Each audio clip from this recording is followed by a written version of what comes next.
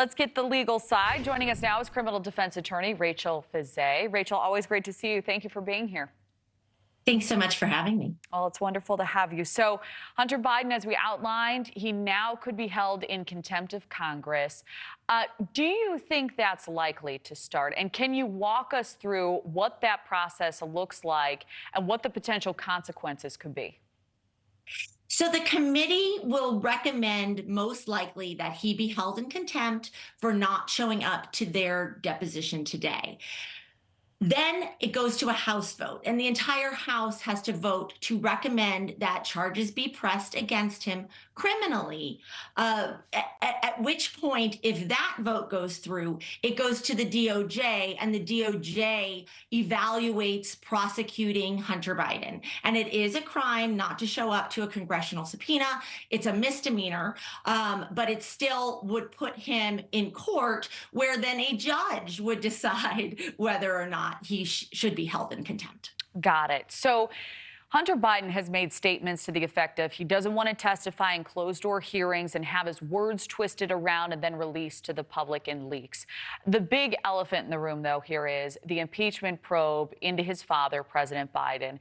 As the facts of that investigation stand, and from what's been made public, Rachel, do you believe there's enough evidence to move forward in your view? What would be the appropriate next legal step? Well, as to Hunter Biden and his decision to speak publicly, I think that also goes to the public's opinion regarding impeaching Joe Biden. So frankly, I think that's a good strategy. So he's not saying I'm going to remain quiet, which is fairly interesting given he has been indicted. So he is saying, I will come out and I will talk, but we're not going to do it in a way that not everybody hears, because everybody's going to have an opinion on impeachment. So he's willing to speak publicly. And frankly, I think that helps him with both what could be seen as contempt and not showing up. And it's a good public facing strategy to say that he will talk. As far as the evidence on impeachment goes against Joe Biden, not Hunter Biden, against Joe Biden, I don't think there has been any evidence of any impropriety as it relates to Hunter's involvement. So I think we've been here before, and there's no new evidence that the public knows as it relates to proceeding on an impeachment.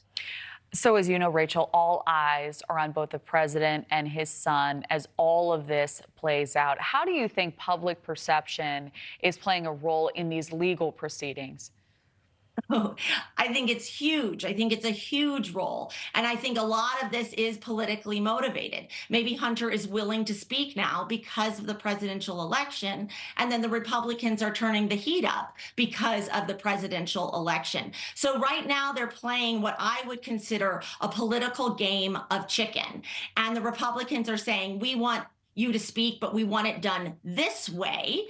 And Hunter Biden is saying, yes, I will speak, but I need my political people behind me too, which would be the Democrats in the entire House and the public. So this is a fascinating game of political maneuvers as it relates to what would eventually be an impeachment inquiry.